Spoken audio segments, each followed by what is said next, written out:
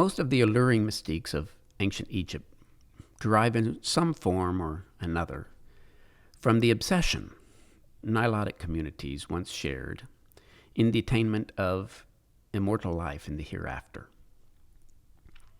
Almost everything that Egypt's riverine populations left in the wake of their extended bursts of creativity bears the mark of this universal human aspiration.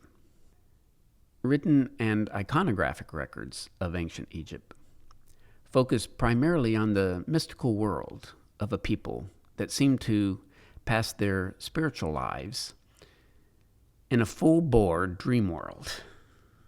Theirs was a world in which mere mortals, especially the king and his close associates, shared personal contacts with a host of gods and goddesses from the Nile River's verdant marshlands.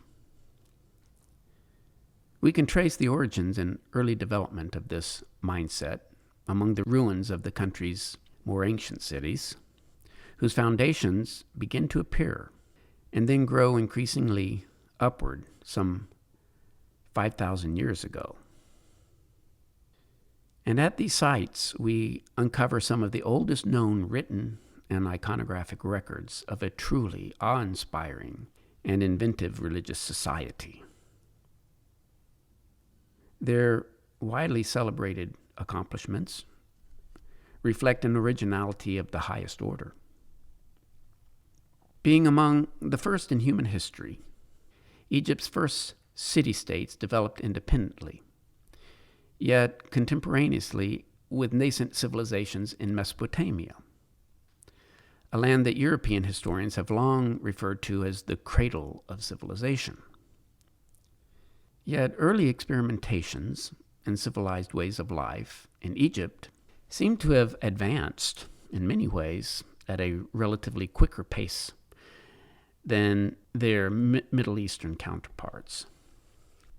We need only ponder one of many exquisite limestone murals that were executed some 4,500 years ago, 45 centuries, in the burial chamber of a charismatic court official by the name of T, to fully appreciate the degree of sophistication that Egyptians had already attained at such an early date. In this and many other panels, we are impressed by the advanced stages of their writing skills and by the sheer diversity of coordinated social activities that characterized life on the Nile River. This vibrant civilization seems to have combusted on the spot without a scintilla of assistance or influence from foreign agents. The scenes of T's burial chambers reveal an early stage of civilized life that still retained some habits that are typical of hunting and gathering societies, while also exhibiting advanced stages of agriculture and animal husbandry. A procession here of attendants convenes to present food offerings to their king and to their gods, among which figure a tethered oryx, a gazelle, an ibex, and then pulling up the rear, a domesticated cow. While ducks and geese are included in the oblations, some of which have already been plucked and cooked. Two very important native plants are carried by each of the participants in this procession, one being a blue-flowered water lily with long and supple stalks, and the other a stout-stemmed papyrus plant, this being a sedge, relative of grass. These are native wild plants that once dominated abundant marshlands across the broad floodplains of the Nile River. The water lily was a food source and used widely in religious ceremonies, while the papyrus plant served as an important source of fiber for the manufacture of homes, of boats, and paper. We take note that the lead and fourth man in this procession present libation vases with their budding and flowering lotus stalks. This ritual practice is portrayed in countless palaces, temples, and coffins during the next 3,000 years of Egyptian history. It also turns out that most of the gods, goddesses, and religious practices that are revealed in hieroglyphic scripts and the visual arts during the time of tea were worshipped faithfully for the next 32 or so dynasties that exerted political influence over Egypt well into the dawn of the Christian era. As late as the 3rd century AD, we encounter references to the use of lotus flowers in libation rituals, one of the last examples of which was recorded in a spell from a demotic text, a text that was not written in hieroglyphic script. The participant in this age-old ritual describes a personal vision of his transformation into a variety of sacred animal forms, at which point he proclaims, jubilantly, "O Lotus, open to me heaven in its breadth and height. Bring to me the light that is so pure."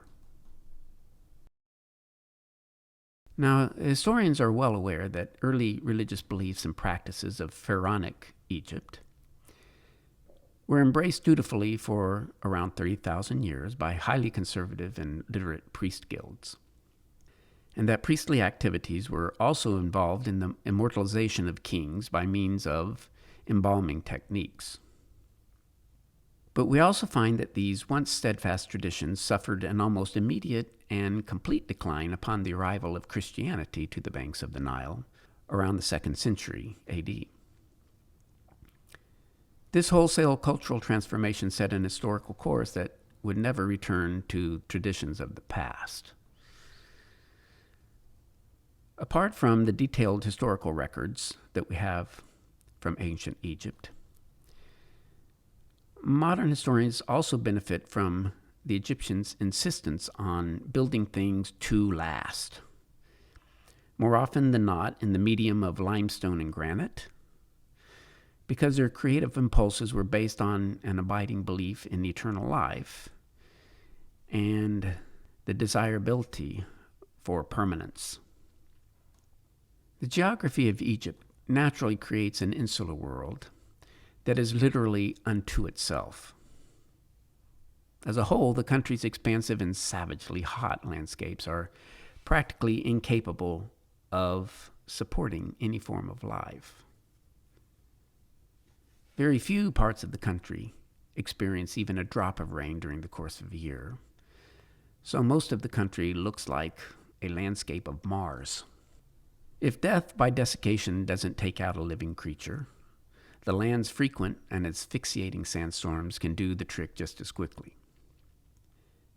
As inhospitable as all that seems, Egypt's holocaustic terrain actually provided a helping hand in nurturing civilization, since the vast no-man's lands that separate the lower Nile Valley from the rest of continental Europe, Asia, and Africa created a buffer zone against early foreign intruders. In fact, many a foreign army has perished while attempting to approach the valley of the Nile. Life on the banks of the Nile River, on the other hand, is as vital and constant as the pulses of floodwaters that bathe the waterway's floodplain on an annual basis. Food has always been plentiful on the banks of the Nile due to the constant supply of water and depositions of fertile and fresh silt. Swamplands flourished, and the waters simply teemed with fish. And in turn, abundant fish resources attracted throngs of resident and migratory waterfowl, flocks of which crowded the riverbanks, making available abundant provisions of eggs and drumsticks, all free for the taking.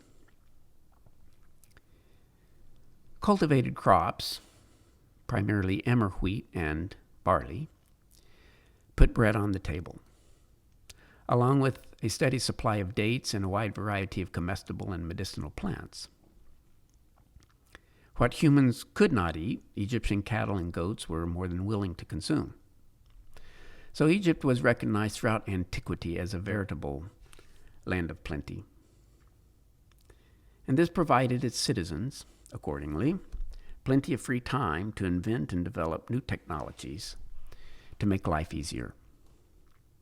Their sedentary lifestyle naturally encouraged the specialization of human labors, so we encounter evidence of an extraordinarily complex society of aristocrats, priests, architects, scribes, craftsmen, weavers, merchants, farmers, and laborers, all seeming to operate cooperatively and productively for the shared benefit of their kingdoms. And for the first 1,000 years of their initial development as a civilization, there is little indication of serious internal strife. This in itself played a critical role in hastening their development as a functional and influential kingdom. But success breeds contempt and riches elicit envies. And Egyptians would eventually find themselves, like the Mesopotamians and Mediterraneans, in need of a common defense. Or, by the same token, in need of a good offense, owing to the expected temptations of their highly successful kings to venture beyond the shorelines of the Nile to seize riches from foreign lands and to expand their political influences beyond their homeland. Some of the first evidence we have of military activities are recorded in hieroglyphic records that speak of incursions of Near Eastern armies into the Delta region. A detailed painting on one of King Tutankhamun's pieces of furniture provides an informative perspective on Egyptian military tactics during this age. The physical aspect and military technologies of bearded soldiers from Syria and Canaan contrast with those of the well-shaven Egyptian contingent, observed to the left. Differing historical perspectives and records on the outcomes of these battles makes for some interesting, if not contrastive, points of views and interests. From the beginning, Egyptian peoples were physically and ethnically distinguished from African communities that resided in the upper reaches of the Nile River, in lands known as Nubia in antiquity, or in modern parlance, Sudan. Nubians were taken as slaves and subjected to forced labor since the dawn of Egyptian civilization, as revealed here in an early tomb at Saqqara. Egyptians felt little compulsion, as you can see, to spare the rod. And typical of the Egyptians, we observe an accountant with a tablet taking roll and organizing the work detail. Adversaries from the north, however, the Levant, were referred to as the Hyksos, a generic term that seems to have included any and all tribes of lands in modern Syria, Palestine, and Israel. Those tribes would include, then, the Philistines, Phoenicians, Aramaic and Hebrew-speaking tribes, the Canaanites, if you will, as well as more northern Hittites and Mycenaeans from Turkey. These conflicts migrated northward once Egypt got the hang of warfare and defending itself, and proceeded in earnest during the 17th and 16th centuries BC. A telling low-relief panel in the tomb of Horemheb, some 3,600 years ago, portrays the enslavement of bearded Canaanites on the left, while a successful pharaoh is doted over after presumably enjoying victories. I mentioned these historical items of Egyptian history because they would have considerable influence over the development of religious practices in the so-called Holy Land of the Bible, which we explore in separate episodes on Paradise Earth. Military enterprises notwithstanding, the greatest asset and most critical source of power for Egyptian civilizations was the Nile River, because this river was a limitless source of food security. The Nile's waters have always been the lifeblood of Egyptian societies, and they have always fed the creative energies of its inventive generations. The most enduring testament to the ingenuity of early Egyptians is, of course, the massive pyramids of modern Giza, whose constructions required the coordinated efforts of highly original and insightful thinkers, of planners, organizers and laborers, implementers of many ways and means, which basically means almost everybody. It is perhaps unprecedented in human history that the largest and what one might qualify as the most ambitious structures that the Egyptians ever imagined and duly constructed were among their first constructions. Simpler stepped pyramids known as mastabas, seen here in the foreground, served as prototypes for the more derivative four-angled pyramids that appear on the scene not but a couple of centuries later, around 47 to 5,500 years ago. All of these structures were erected on the western side of the Nile because they served as tombs for kings that were identified as veritable sun gods in their afterlife. So their place in eternity followed the course of a setting sun to the west.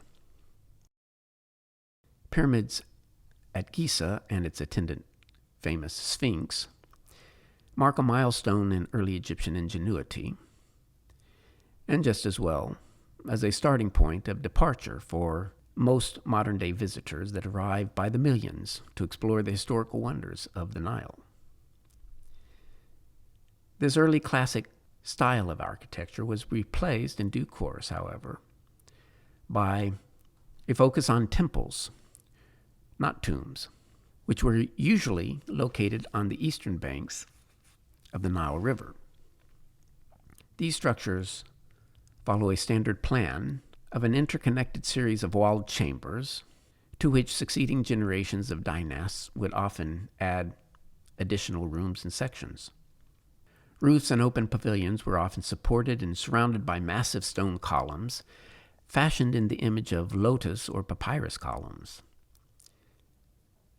Most of these were decorated with images of the pharaoh, mythic creatures, and various gods and goddesses. Examples of this style are exemplified by the monumental temple constructions that we see in modern-day Luxor and Karnak. This form of architecture, which was adopted by many and various Mediterranean civilizations in later years, was modeled after early Egyptian perceptions of the marshy paradise of the gods, referred to variously in funerary scripts as the hallowed field of peace, field of felicity, fields of Ra, or sometimes as the Amentet, hidden place, the Amenti, hidden place of the sun. These fields were marshlands, the home of the gods and former kings during their afterlife. Hence, the living quarters of Egyptian aristocracy was modeled after the image of natural life on the banks of the Nile, but executed, of course, in the medium of everlasting stone. Some temples were dedicated to a specific god or goddesses, such as the Temple of Hathor at Dendera, which was constructed at a relatively late date, around the advent of the Christian era, to be exact. As we can see, colored pigments that once covered the sanctuary had yet to fade completely at the time of their discovery, and presumably betray a construction practice that clearly brightened the sacred settings. And similarly, a famous temple complex dedicated to the worship of Isis during this same time period, but farther south on the Nile, on the island of Philae, we observe a similar colorful patina, the rich greens and blues reminding us again of the role Nile vegetation played in conjuring the world of the gods. The winged disc and rising scarab beetle that we behold above the entrance to the inner sanctuary exemplifies as well very ancient mythic themes and symbols that had endured from the age of the pyramids to the dawn of our common era. And judging from commentaries of classic Greek and Roman historians, a few centuries before and beyond the turn of the Christian era, early foreign visitors and immigrants generally held Egypt's religious traditions and civil accomplishments in the highest regard. Classical luminaries such as Herodotus, Theophrastus, Strabo, and Diodorus Siculus, from the 5th century BC to the 1st century AD, speak about the region and its inhabitants quite admiringly, each author having enjoyed at some period of their lives the opportunity to explore and witness life on the shores of the Nile. More than a few European and Persian dynasts would eventually conquer Egypt during this time period, and they themselves would ascend Egyptian thrones as pharaohs. Notably, Alexander the Great and his right-hand man, Ptolemy I Soter. Their ascension to the throne of Egypt marks the beginning of Egypt's Greco-Roman period from 300 BC to 400 AD. So many Egyptian temples during this age, such as those at Philae, were actually constructed by Roman emperors, but in the mode of Egyptian traditionalists. And these foreign pharaohs exported and encouraged the practice of Isis worship in their Mediterranean homelands. Second only to popularity of Egyptian architecture in the modern public's mind is our underlying fascination with the Egyptian practice of mummification, a procedure that derives once again from Egypt's steadfast belief in the eternal life of both a person's body and soul. Coffins and sarcophagi that contained embalmed cadavers were often covered from head to toe with images that portend the arrival of the dead person to the paradisiacal fields of Ra on the banks of the Nile, a subject that we cover in a separate episode entitled Making the Transformation into a Lotus. Before a new king could assume his divine status as a living god in Egyptian history, the body of his predecessor, and sometimes those of the deceased king's most trusted associates, would be processed for eternity and transferred across the Nile River to its western shores, where subterranean tombs had been prepared as a final resting place. In these affairs, the Egyptians would play their best long game because, well, the cadaver would have to hang in there for the rest of eternity. The bodies of consorts and counselors to a pharaoh would often be accommodated in a separate room to the side of the pharaoh's tomb, and not infrequently in the company of mummified animals. Considerable time and effort was taken to prepare stone sarcophagi and wooden coffins. Inscriptions and decorative paintings on which provide some of our best sources of information on Egyptian mythology and theology. The subject matter of the art relates invariably to the deceased person's anticipated journey to the sublime fields of peace. Detailed paintings on the walls of funerary chambers also inform us on the biographical details of a pharaoh or aristocrat, as well as their roles and activities in palace life, including, of course, their religious practices. Numerous burial chambers portray, for example, Egyptian maidens attired in sheer white linen dresses as they mourn the loss of a king, while other images focus on the daily ritual activities of these same attendants, some being lovers, some musicians, dancers, scribes, priests, a portion of whom would eventually follow the pharaoh to his grave. On the other hand, reliefs that cover the palace walls and living quarters of aristocrats on the eastern banks of the Nile focus mostly on the personal activities of a pharaoh, who is usually in the company of various gods and goddesses, one of his many divine prerogatives. At El Amarna, the famous king Akhenaten serves one of his principal roles in paying homage to the gods of creation by means of food offerings, by libation ceremonies, and the burning of incense. In these scenes, the most prominent symbols of the gods that we encounter in Egyptian iconography is the image of a sun disk, referred to as Ra, or attain, and a sacred flower that was believed to have given birth to the sun in early Egyptian mythology, and that would be the famous blue-pigmented water lily.